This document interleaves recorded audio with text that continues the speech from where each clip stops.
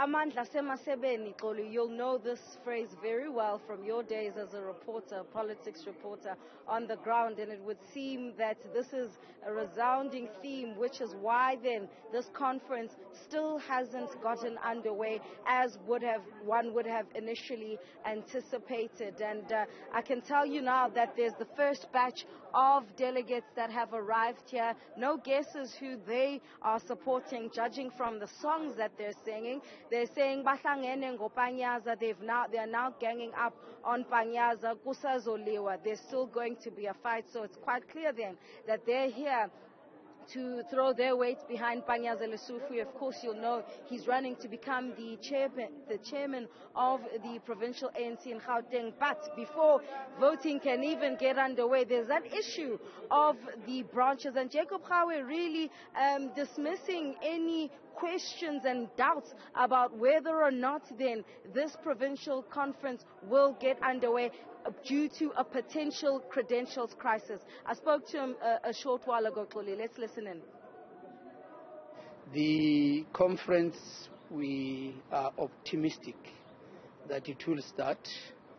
The issue of the 5 branches in Ekurhuleni would be discussed by the PEC as instructed by the NEC. And the instruction is quite simple, is that Gauteng, what do you want to do with these branches, given that you have these reports? And the PEC is seized with that discussion, and I'm sure whatever decision we make, we will communicate firstly with the branches and then with the media and the conference itself.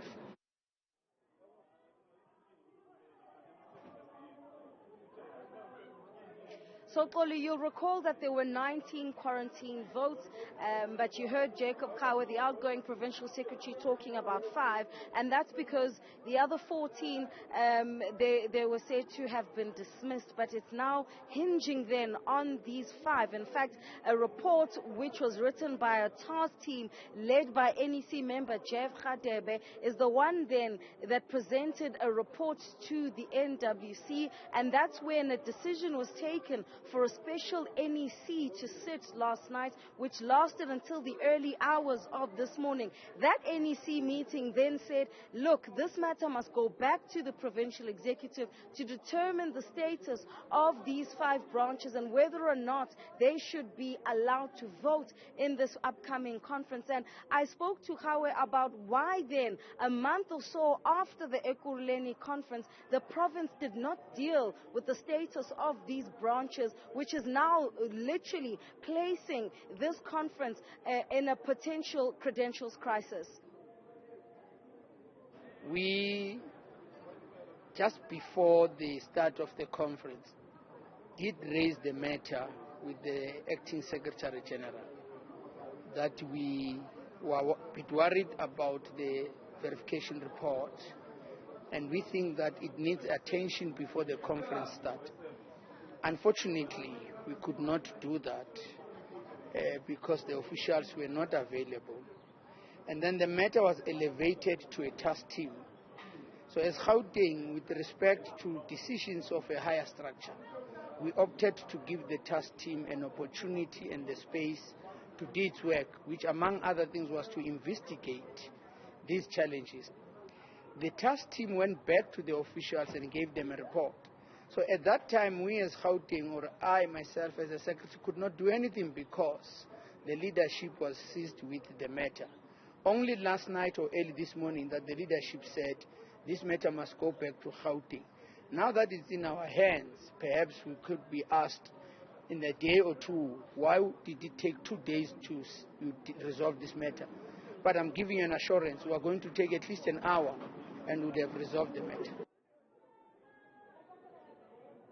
So, Xoli, a lot on the plate of the provincial executive, and whatever decision that they come to, it's certainly not going to be an easy one to swallow when you look at just how divided the branches of the ANC in Gauteng are ahead of this provincial elective conference. Another interesting factor here, I must say, is that it's said that Acting Secretary General Paul Mashatile is on his way here, and one wonders in what capacity he'd be coming here, because at some stage there was talk that he'd be part of that PEC meeting. And the reason why I'm even mentioning this is because he himself, that being Paul Mashatile, would be seen as a divisive figure by some within that PEC who might be, for an example, supporting someone like Panyazi Lesufi. So certainly the tensions behind closed doors is what is seeing or is what is preventing then this conference from going ahead at an early start. What we're used to seeing a 10 o'clock start.